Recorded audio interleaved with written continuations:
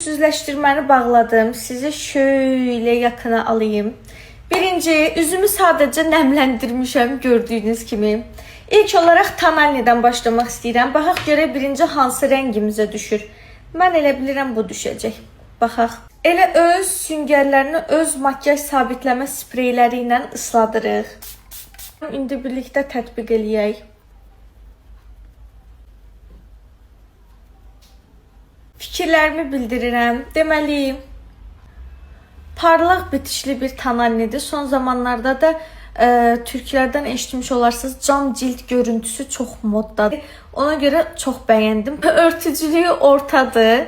Yəni mən bunu həm özəl günlərimdə rahatlıqla istifadə edə bilərəm, həm də gündəlik istifadə edə bilərəm. Elza'nın qaş sabitləyicisi. Bir şey düşdü ama umarım sponge değildir.